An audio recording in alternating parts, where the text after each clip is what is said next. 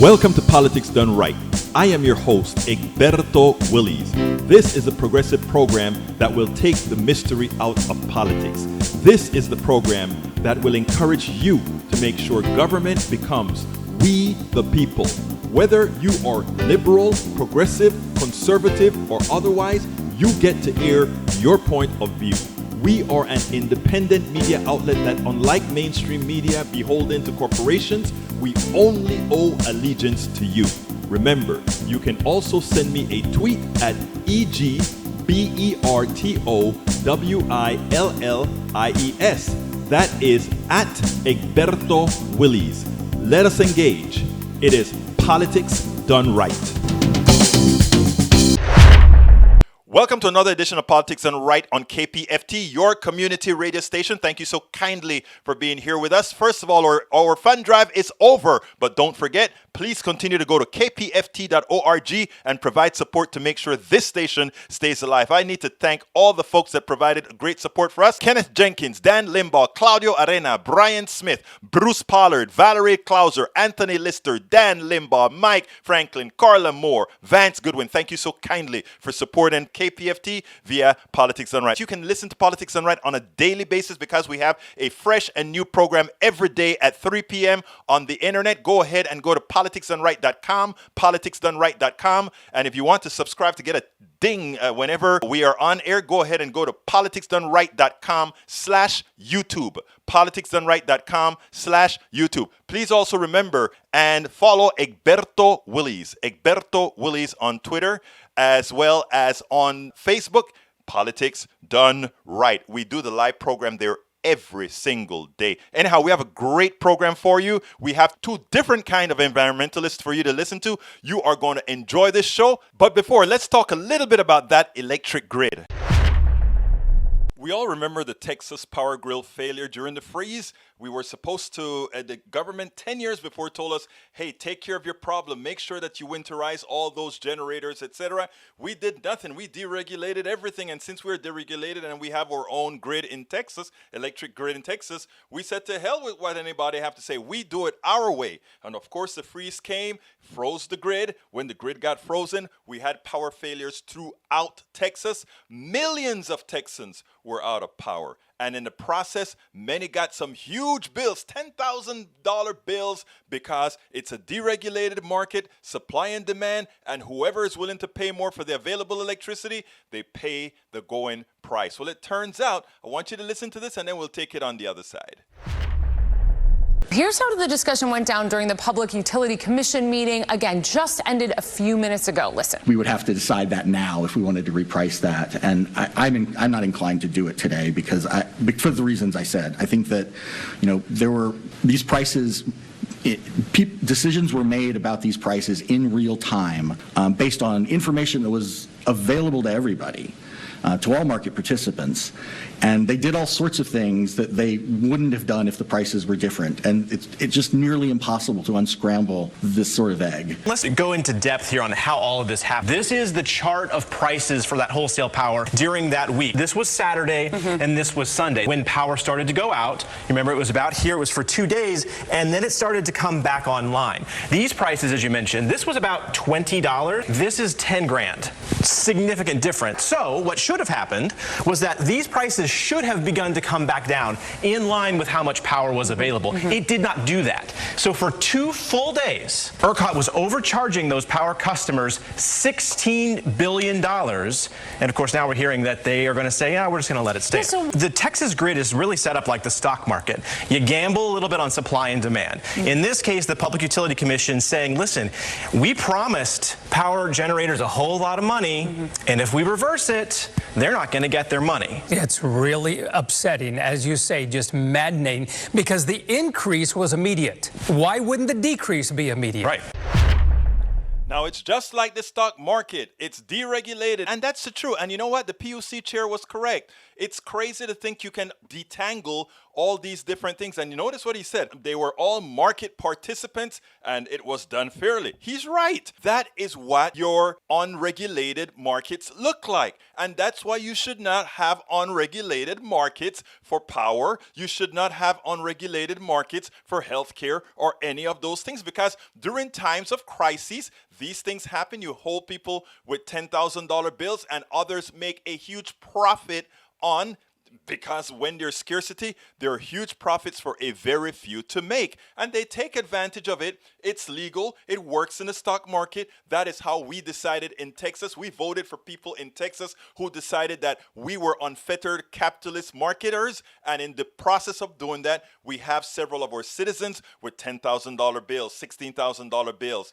And then some of the people said, oh, we are going to try to get others to make it whole so that these individuals who have to pay the $10,000 or whatever will be covered by the taxpayers that hold all the taxpayers of the United States because of the stipends that they're asking for. Having all the taxpayers pay the bills is tantamount to a transfer of wealth from all of us to the select few who took advantage of a freeze, who took advantage of a disaster, who took advantage of a failure that they created. So they make the money by not having to make sure that their equipment is winterized. Since they didn't have to invest in that, they made more profits, and they make profits again because they're able to zack the prices wide up. That shouldn't happen. Today we have a special program because people that listen to our show are going to say, you have a petroleum engineer, a agricultural engineer, somebody dealing with oil on your show. To which I say, yes, we must listen to everybody. Greg Kozera is Director of Marketing for Shale Crescent USA, a regional nonprofit research and economic development organization. He is a professional engineer and an environmentalist with more than 35 years of experience in the natural gas and oil industry. Kozera is the author of the books Just the Fracs, ma'am.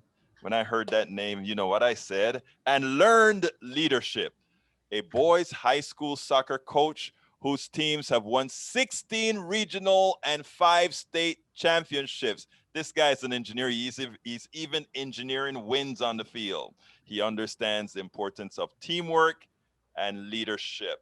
Greg, welcome to Politics Done Right. How are you doing today? I'm excellent. How about you? I am doing great, Greg. Let me tell you, when they asked me to talk to you, my first thing is like, don't you guys listen to my show? Why do you are you going to really bring Greg to my show?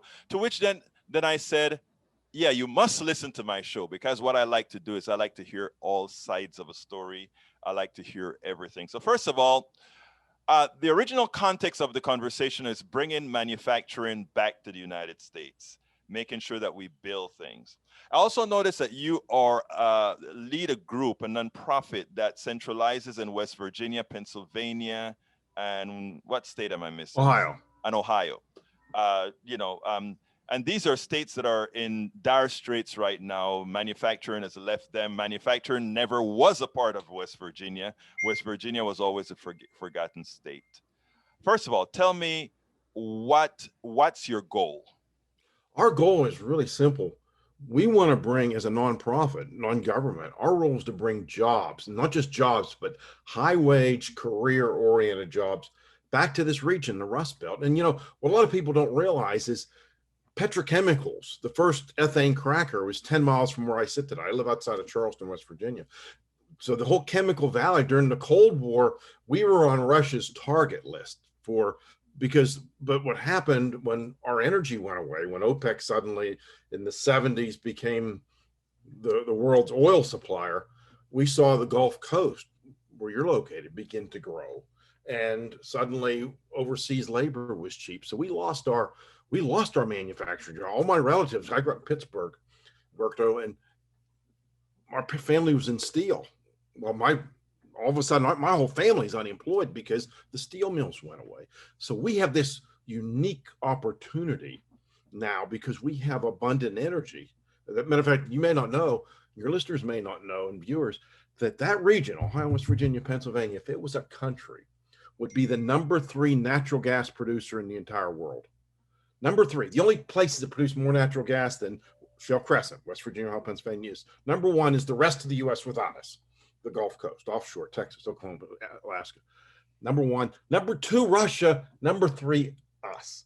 Can you imagine that? That little part of the United States produces twice as much natural gas as the entire nation of China. So that energy advantage, and to your point, it's not energy for burning stuff.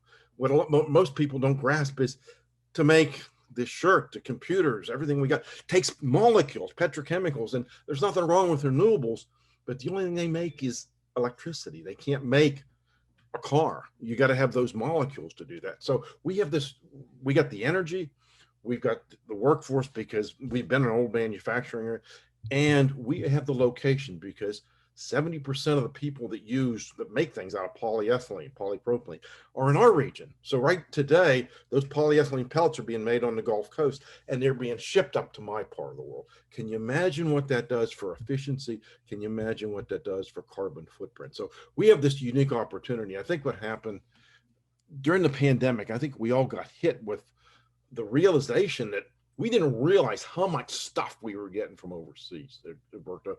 And can you imagine things like PPE, face masks, gowns, even ventilators, medical equipment? We were depending on places like China for that. And boy, I tell you what, when we're depending on other nations to protect our people, and even 80% of our prescription drugs aren't made here, it's time to bring it back. And we can talk about it more.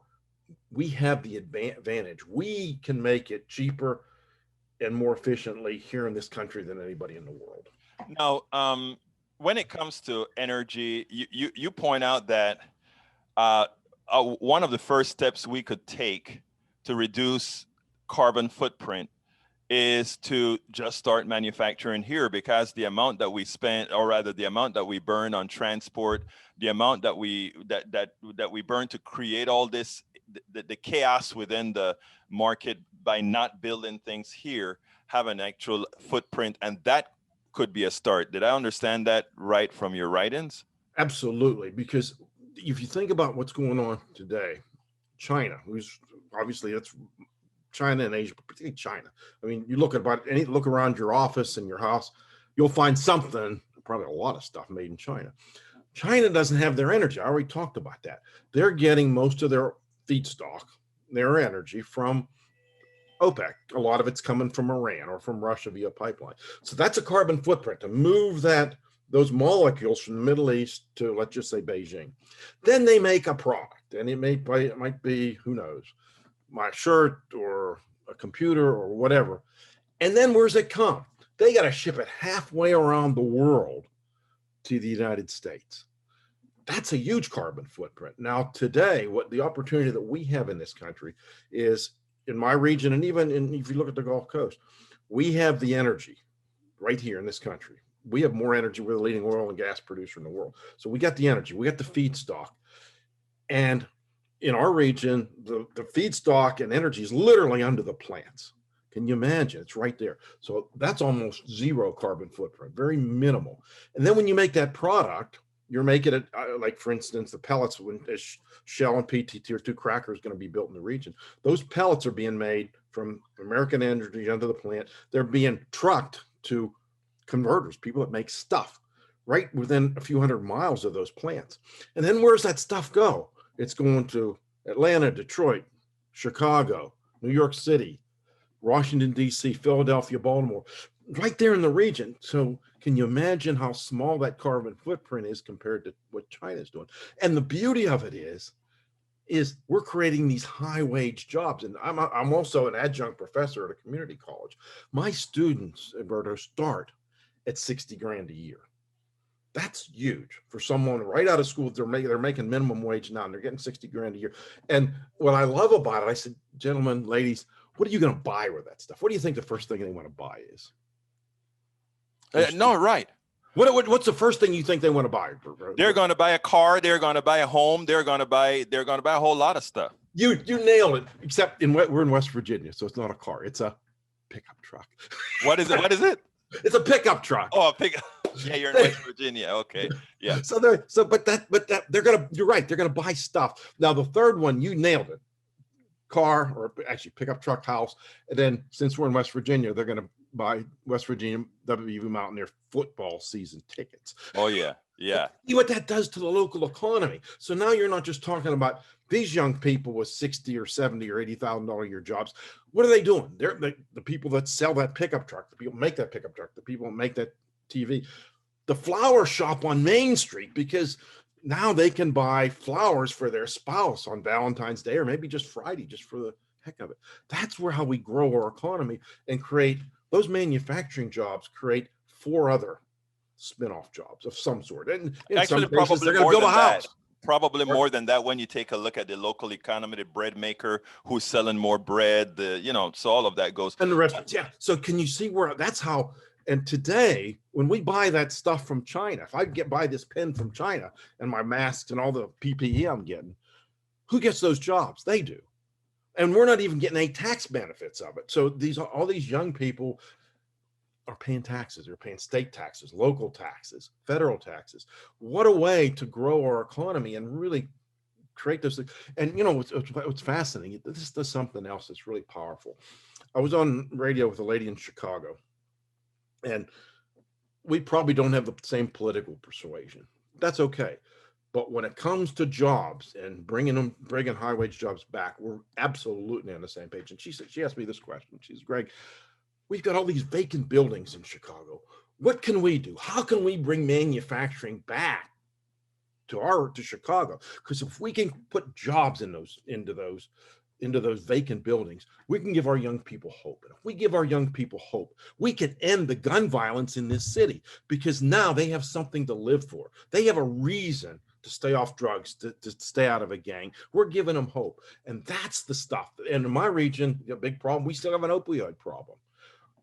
My students don't have an opioid problem because they know in May, if they stay drug-free and graduate, they got that $60,000 a year job waiting for them. That's how we create hope. And that's how we begin to change, really, people's lives in a very positive way. So I'm really pumped up about that kind of stuff. Let me tell you, Greg, you need to run for something, but I want to now challenge you in a particular area, and let's see how we get there. We need that impetus. We need that passion for jobs into something that is sustainable. So I have a question for you. I meet you halfway. What I mean by that is, as an engineer, both of us are engineers, so we can speak at a particular level. I understand that, gradients. Bad things happen at large gradients. We know that. Whenever there are big changes, that's when bad things happen. So as a progressive activist who really wants to get things done, I realize that we have to have on-ramps for changes. But the longer that we wait for on-ramps to changes, the steeper that on-ramp has to be. And that is where somebody like yourself comes in. You're an oil man. Let's put it bluntly. You have everything that you've just said is in the power of using oil to create great wages for the people that you are likely to represent, which is a damn good thing. You want those people employed. My question to you, however, is this.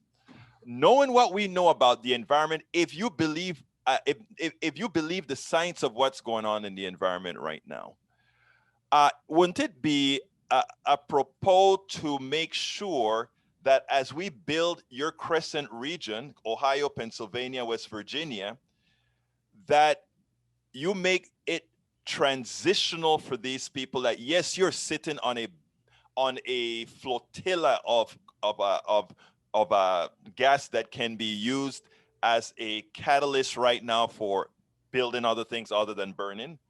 Wouldn't it behoove you to create policies in that region that make them sustainable, and not that when some crash comes with, well, we really have to do something about energy now, that they are not in the same place again that all these Rust Belt places are in because some fast change occur and their business model was not sustainable?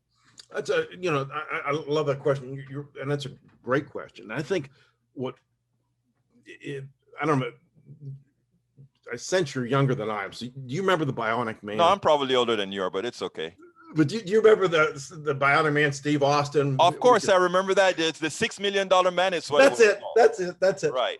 Well, I remember how that show started. So do you. Is we can rebuild him. We can make it better. Right. And I have a vision, and it's funny, to your point, is it's taken a little while for people, even within our organization, Shell Crescent, because we're a nonprofit, but we're founded by community and business leaders. And we're not, our whole role is jobs. And if we can do it with renewables or whatever, it doesn't matter. Let me interrupt you a second. Because I went to your Crescent website, right? And your Crescent website, maybe I didn't look far enough. I didn't see a transitional kind of a thing that says we are going to make sure that, I know you're a nonprofit and you're doing damn good work. That's not what I'm hitting at all. What I'm trying to figure out is, in the process of building up that region, you're going to have a transition to say we're doing, because we get into too many ideological battles that we shouldn't be into. Okay, you and I want the same thing for our kids, etc. So we should find the correct way to get us to a sustainable planet that's not going to do the wrong thing. And when you made that comment about we can start by reducing transportation and we get two bangs, we get more jobs here and we reduce a carbon print, I buy that. There's a third bang out of that. Go ahead. And this is what nobody, and here's the part that really concerns me, because this whole, if the people that talk about climate change are right, and if we've got a limited window, and you and I both as engineers grasp that you got to do something. I mean, the time for talk, I've waited 30 years. I'm done with talk. It's time to act. And what nobody has come up with yet is, what do we do about China? Our CO2 levels in this country have dropped. Just last year, they went down 2%, but we're down 14%. So we're lower in CO2. China is, we're not talking about lowering theirs. They're still increasing. Now, doggone it, I'm smart enough, and you're both smart enough as engineers to know that if we're going to solve the global problem, we can't do it if China's still doing this. True. And here's how we fix that. And China's not going to come willingly, I don't think. I mean, matter of fact, they're still open. It's boggling my mind. They're still opening new coal plants over there. So everything we do is being undone. Here's how we fix that.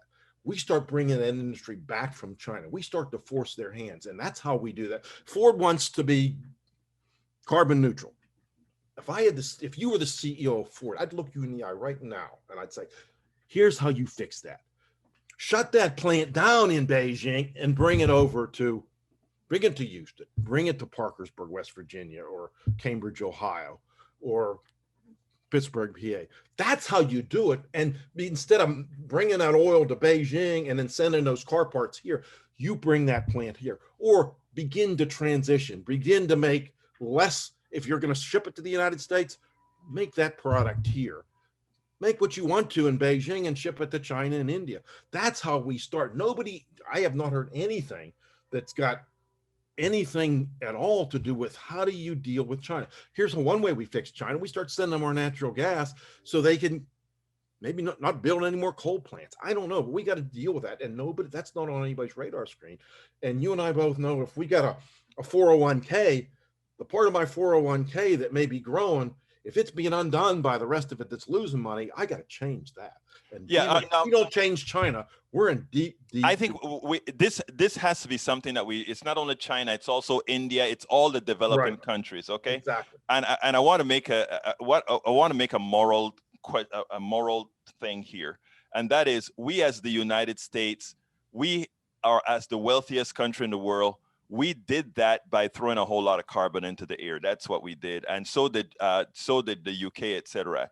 So we have to pay a bigger cost, in my humble opinion, when it comes to not forcing, but negotiating with others to stop throwing carbon into the air, because they could say, well, you threw X amount of carbon in the air over the years to become rich. We may need to do the same, and we have to find some moral answer to that reality of enriching one's country. So that is something to be negotiated. But you're absolutely right that if we are the only ones cutting, Just one of the reasons for regulations is that you want everybody to be playing on the same field, on an even field. In other words, if we don't have regulations in certain places, you could get a competitive advantage by not being a good steward, and I get a competitive disadvantage by being a good steward. So we have to have a level playing field in order to execute those things. It can't be a winner take all or anything like that, which is what I think you're talking about what I love about that is that's my coach coming out now, because to me, doesn't matter who on our team, doesn't matter who scores the winning goal, as long as we win. And to that point, I think what we really need is getting enough leadership out there to put the planet on the same page. What are we going to do together to fix this problem? And there's I don't know. I guess what I would challenge even government to do is don't assume that the answers that we're thinking about now are the right answers. If you put the right people together, there's better answers out there. We just don't know what they are, because I guarantee it, if you and I sat down and talked for a while, we'd come up with a better solution than some of the other stuff that's going on. That is definite. Look, let me tell you, and it's not only that, it also, the perfect answer is not always an answer that you can work on, that you can work with. In other words, and that is as an environmentalist, and I think you claim yourself an environmentalist Absolutely, as well. But as an environmentalist, as an engineer, as a progressive, I have certain values. As I assume, given that you're an oil man, I assume that you are a conservative guy. I assume all these things. But we live in the same country. We can have a cup of coffee, we can drink, and we can do all of those things together and figure out, well, what can we do that continues life on Earth in the long run? Sure, and it doesn't have to be a straight we're all dead, line. it doesn't matter. Right. So my thing is, and one of the reasons I like to challenge and talk to people like yourself is that you have the respect in that community. And if having that respect in that community, if you can actually show, well, after speaking to a few progressives, maybe we need to sort of meet, as opposed to us having these, because some of the people, with me talking to somebody like yourself, some of the folks that I deal with would be like, are you crazy? They are the anti this and the anti, and my thing is, no, they're my fellow brother. Okay. And somehow we have to figure out how a leader in your field, leader in what you're doing and your values, can somehow come to a resolution that, look, we know we have a problem. There are also financial areas, there are logical areas, there are work areas, there are all these areas that have to be satisfied at once. How do we do that? And I think by first having the conversation, we can do that. You're sitting on the easiest thing to think is that because you're sitting on an ocean of gas, is that it has to be used. That I'm sitting on an ocean of something, that it has to be used. How do we tell all those landowners in the Crescent area that you don't have to do that, but we're going to have the necessary programs that it's not a burden for you not to have done that. And that is where nonprofits like Crescent and all of that, with the proper modal, in my opinion, can actually start laying the groundwork for the people who trust you. I think there's a lot of good opportunities to that, because we can't solve a problem if we're shouting at each other. Right. And I think what the challenge is, and I think we're starting to see that the coal people are finally starting to figure this stuff out, is it's not always about burning something. Now, the one challenge that I have a real concern with a lot of the Green New Deal folks is they don't seem to grasp that you got to have molecules. And, we can go wind and solar wherever we can use it. And I'm fine. Matter of fact, I'll tell you what I'd like to see. If we're going to do offshore wind, fine. Make the windmills in Cambridge, Ohio, or Charleston, West Virginia, and ship them to the East Coast. Short term, I'd rather make solar panels in my backyard here in Charleston than have them shipped from Beijing. Mm-hmm. That's the stuff. Now, to make those solar panels, we got to have molecules. And the molecules we have in our country in abundance. So I think that's the difference. But I get for it, because I know I don't want to get this out there before we lose time. is we're already working on recycling. I've got two companies, one from Israel that I'm really excited about. And our goal, my goal, and our region's goal is to create this circular economy. In other words, instead of, and I love the Israeli, what we call garbage, they call feedstock. And what they're going to do is set up near our landfills. And as these trash trucks come in, they have to separate the glass and the metals. The rest of the stuff, the hot dog wrappers, the waste salad, they can use all that stuff and they turn that into a pellet that'll make a product. And that's the stuff. When we start turning, instead of burying this stuff in the ground, now what we've got, to your point, we're not using even that natural gas resource. We're not using as much of that because we're using that trash and we're turning that into a product. And I'm loving what they're doing because that's the whole concept is we're creating this circular economy. Instead of plastic, we got to have plastic. We got to have it for face shields and medical equipment, about everything we use. My wife wouldn't be alive without plastics. Right. Now we're using them circularly. What an opportunity. Greg, out of this conversation, this is the type of conversation I think we should have. This is the type of conversation I think we need to have a lot of, expand it a bit more, and then come to a few better points. But as I always ask my guests, what would you have liked me to ask you that I didn't? Wow, good question. Because I think we've covered a ton of stuff. I think the main thing that I think what I'd like to see is how do we get everybody on that same page? How do we start this? How do we, because when we did a ton of radio last year because of the pandemic, we couldn't go places, but we ended up doing a lot of media. And what I've seen, and matter of fact, to give everybody out there hope, is it didn't matter whether it was red state, blue state, liberal, conservative, urban, rural. Everybody, I had guests call in last year.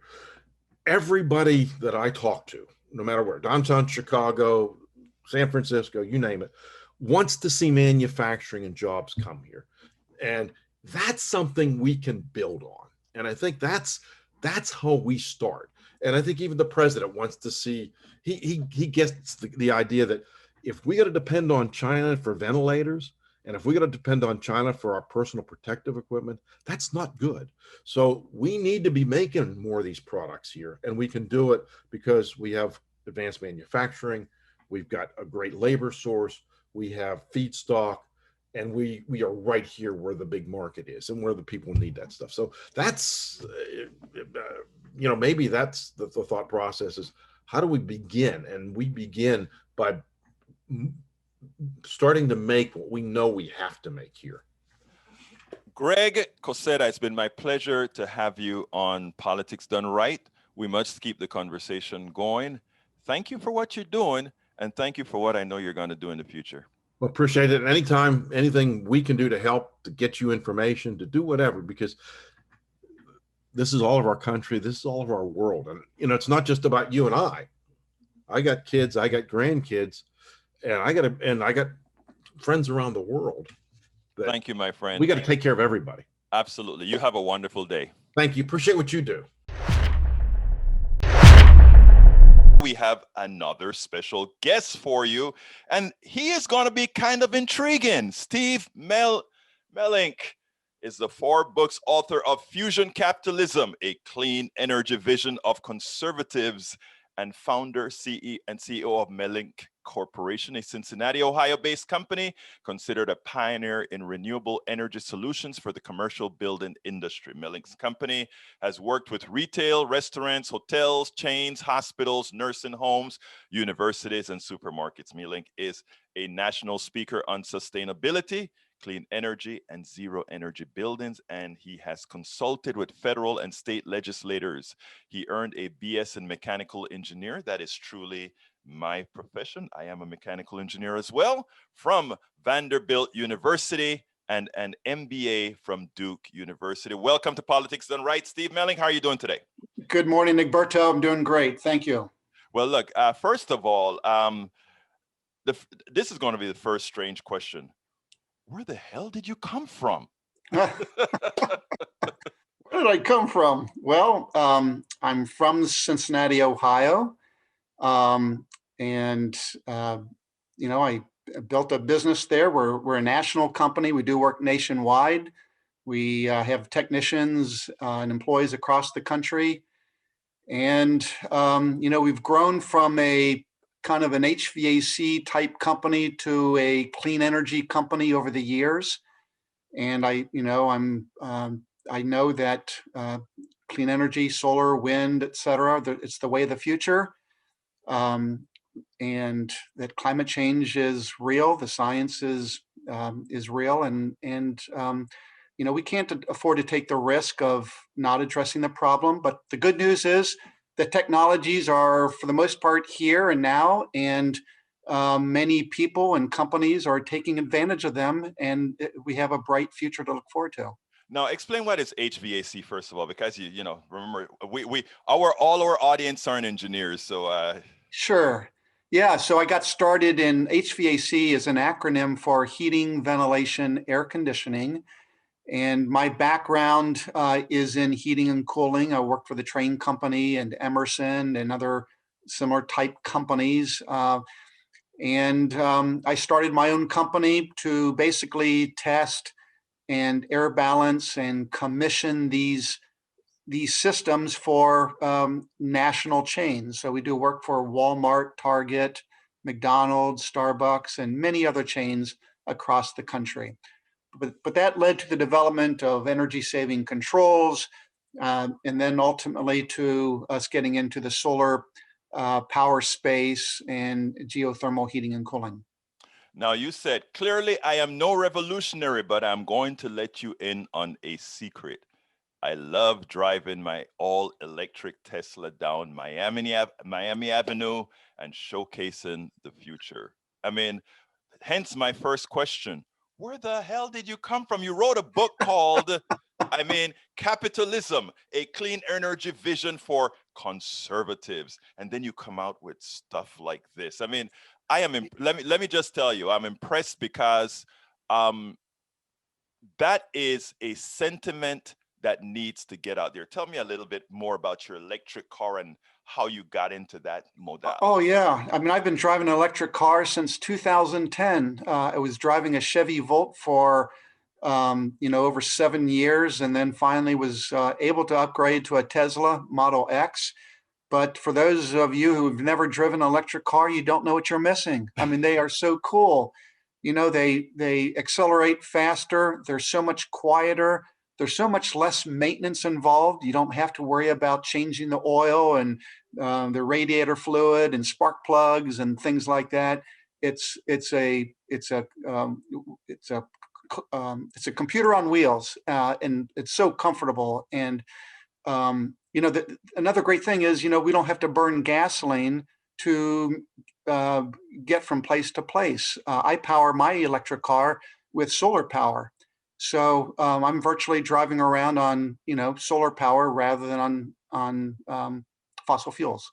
You said clean energy technologies are not some passing fad. They're quickly becoming mainstream. But then you say, I have to admit, it's confusing and even frustrating that the conservative brand that I grew up and identified with for most of my life is dismissing much of the damage that coal, oil, and natural gas are doing to our health and environment. That's a prescient statement. Before I ask you to answer, in that one paragraph, you stated a few things that many don't talk about. People just talk about coal and gas and oil as far as employment, as far as oil. Both of us are engineers. We know that fossil fuels store a big bang of energy per volume. We understand that. But the other thing is that we don't always talk externalities. I live in Texas. We have Pasadena, known as Cancer Alley. We know that the price of gas does not include the price of externalities and all those kinds of things. And when somebody like myself expresses those things, it is taken as, well, that's a progressive talking, and it doesn't really make a lot of, it's something we don't look at. But when a Steve Melink says that as a bona fide conservative, it has a lot of bang.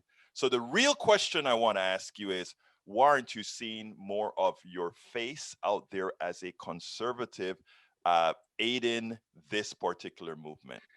I think conservatives will have no choice but to rally around the solution, even though they may not understand the problem of climate change. More and more, they're rallying around the solution of clean energy. I mean, you see it in your home state of Texas.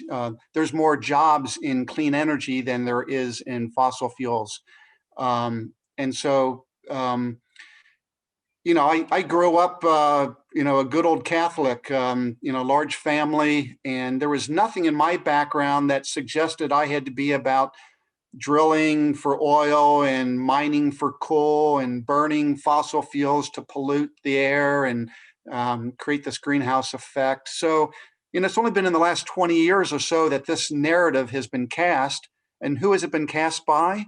By the fossil fuel industry. Exactly. And they in turn have influenced and brainwashed so many politicians on this. They're getting, campaign contributions from this rich and powerful fossil fuel industry.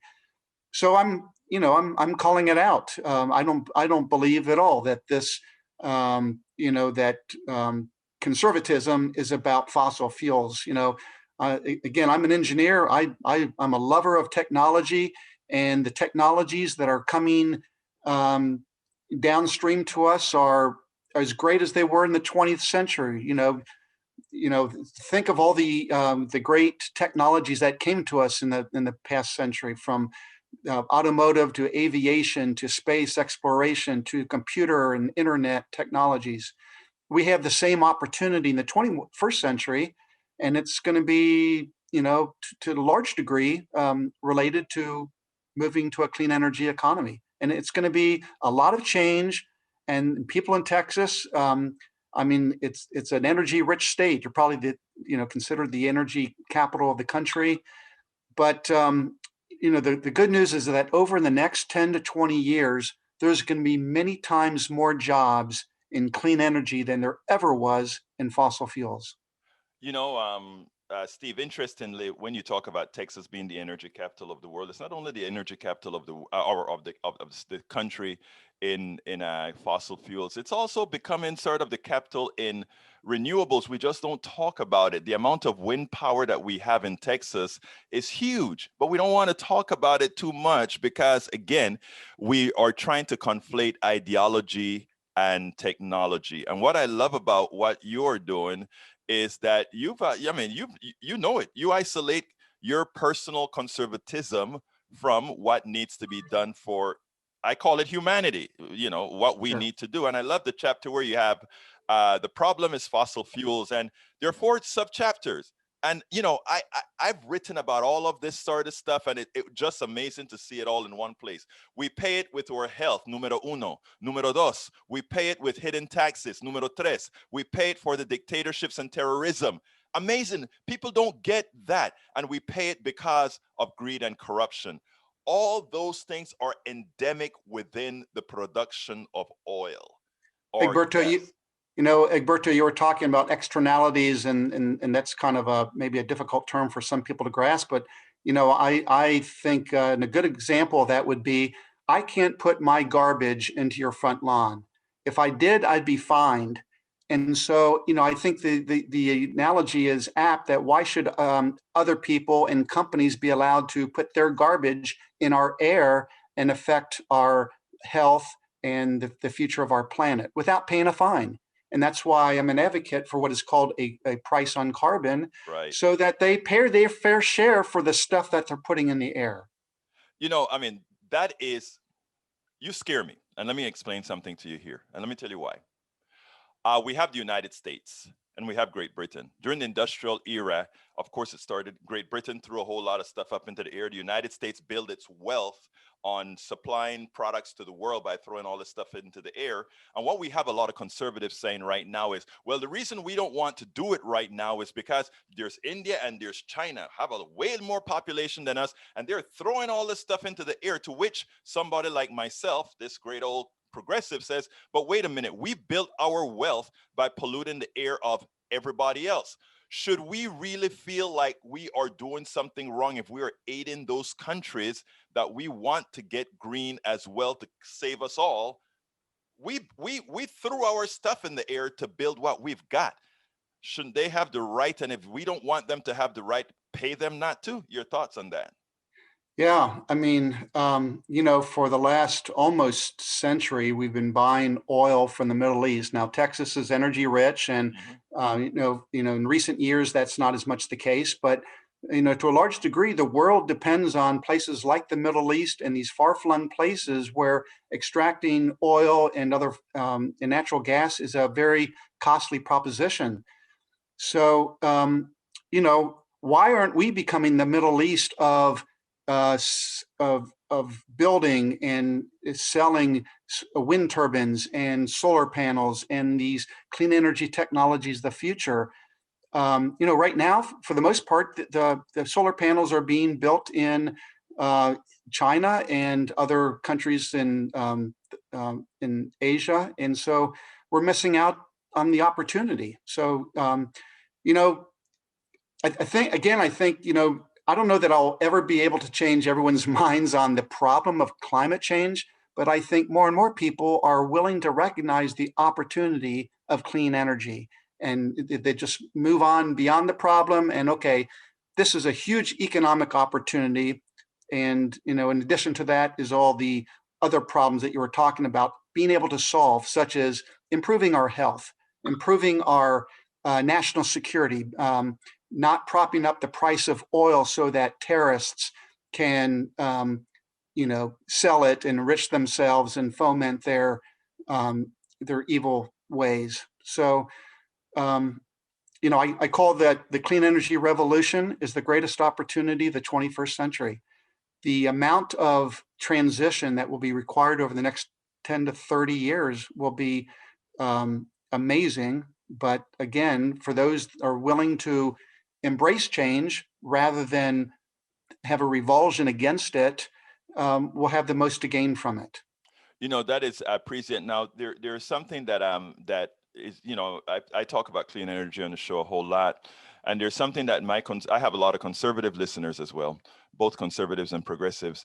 And one of the things that they always bring up is that, well, the problem is that at night the sun doesn't shine and the wind doesn't blow all the time. So, I mean, we always have to have that other energy, to which I say, yeah, we need it back in store. But let's remember that a dam holding back water is a back in store. Let's remember that basic old batteries are back in stores. Let's remember that right now, oil is a back in store of solar energy. So all we have to do is, we can actually save this stuff just like we save water, just like we save energy in other forms for when the production mode is not there. Your thoughts on that? Absolutely. Battery technologies are improving every day and becoming ever more cost effective. That's why we see more and more electric cars today that are using these batteries. And we're seeing it even more at the grid level. And so, in the next 5 to 10 years, more and more utilities are going to be installing these utility scale battery storage systems to serve as a base load, so that when the wind isn't blowing, the sun isn't shining, they can still power homes and buildings at night. So yeah, with the events of last week, I'm sorry that so many people suffered, and it's easy for people to run to the extremes and point fingers, and there's enough blame to go around, and certainly, there were problems with the wind turbines not being able to operate because they weren't winterized. Right. Wind turbines are being used in Antarctica. In Antarctica and in the northern plains of the U.S., and they're doing fine because they were winterized. And so, the same problem exists with the coal and the nuclear and the natural gas plants. In the short term, I think what we've learned is we need to winterize all electric generation plants, so that if this happens again next year or whenever, that we'll be ready for it. But beyond that, I think something to consider would be, right now the Texas grid is an island to itself, and it's not integrated with the other two large regional grids that the United States has. And it would behoove, I think, the United States, the state of Texas, to integrate our grids into one large, smart national grid, but then above and beyond that, have these mini grids and eventually millions of microgrids. And what are these microgrids? They're individual homes and businesses and schools and even cars, for example, that can operate in the event of a severe weather event or a natural disaster or a terrorist attack or some future war that imagine now. But you've probably heard about the cyber attack the Russians made on our infrastructure. And so there's little doubt in my mind that they've penetrated as far as into our many of our utility power stations. And so they wouldn't want to start something, obviously, but if they've got the capability, probably, and if they don't, well, the Iranians do or will, or the Koreans, North Koreans will, or it could be the Chinese. So we need to be thinking about a future grid that is far more resilient and that no one event can take out a large swath of our grid. And the only way to do that is to get away from this idea that we want to have large central power plants. Instead, let's have millions of mini and micro power plants. And then it's, more like the internet that, you can't take down by attacking one, server. Steve, that is magic. That is magic. That the microgrid concept is magic. We've spoken about that when we talk about having each home themselves with power. Sometimes you're not using your excess, it goes on to the grid. I mean, all of that is possible with the technology we have today. And it is, as you said, resilient. Now, look, this is a political show. So I'm going to ask you one political question. And then after that, I have one more, but it goes this way. You're an engineer. You claim that you're a conservative. What makes you a conservative when you show such enlightenment on so many aspects of technology and otherwise? What makes me conservative? So things that I think are important. I do believe in. Personally, I'm pro-life. Mm-hmm. I believe in a strong national defense. I believe in fiscal responsibility. Those are values that I try to abide by in my home, my family, and my business. And so, but that doesn't mean that I'm held hostage to all the other ideas that one party has or the other.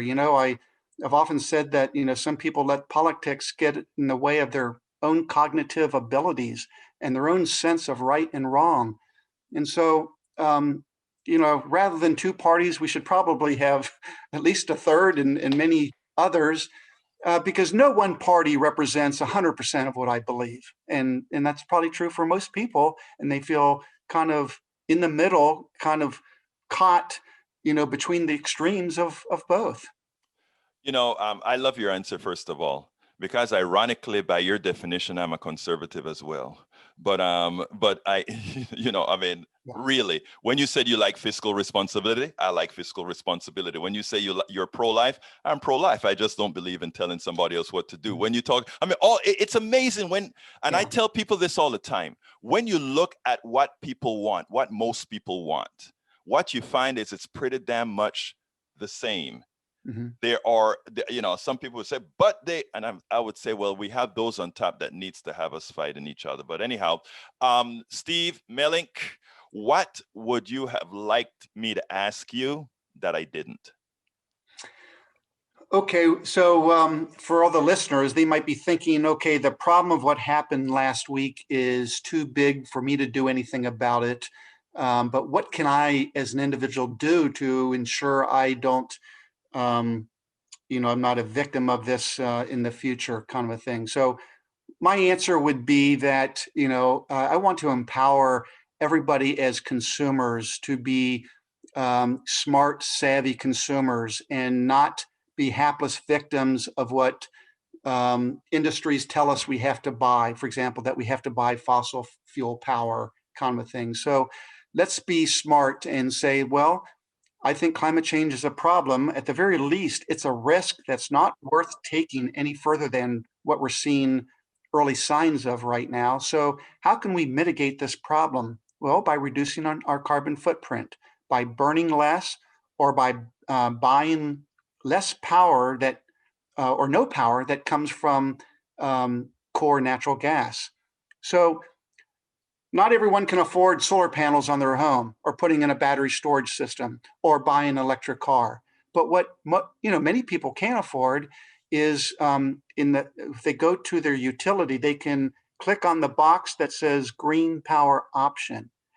And if thousands and eventually millions of people click on the green power option, suddenly the utilities would have to install or buy from more clean energy farms. And it would create such demand in the marketplace for clean energy that it would help create this revolution and accelerate it. And it would be great for the United States.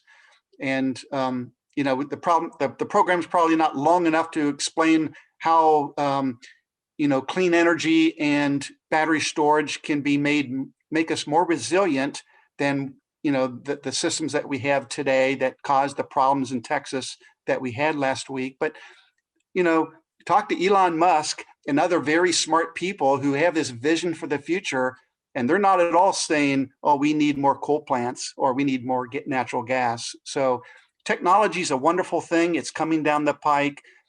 Everything's not perfect right now, but over time, over the next 5, 10, 20 years, we're going to get there. Steve, your book does a good job at explaining that for everybody to get it. Steve Melink, founder and CEO of Melink Corporation and author of the book, Fusion Capitalism, A Clean Energy Vision for Conservatives. It was my pleasure to have you on Politics Done Right. Thank you so kindly for having been here. Yes, thank you very much for having me on your program. Take care. I hope you enjoyed that. Folks, please remember to go to kpft.org and hit that donate button to support KPFT. We need that. We need to keep on air. Do you want to listen to Politics Done Right on a daily basis? We have a fresh program for you every single day. politicsdoneright.com, politicsdoneright.com/YouTube. Politics Done Right. I am your host, Egberto Willies. This is a progressive program that will take the mystery out of politics. This is the program that will encourage you to make sure government becomes we the people. Whether you are liberal, progressive, conservative, or otherwise, you get to air your point of view. We are an independent media outlet that, unlike mainstream media beholden to corporations, we only owe allegiance to you. Remember, you can also send me a tweet at EGBERTOWILLIES. That is at Egberto Willies. Let us engage. It is Politics Done Right.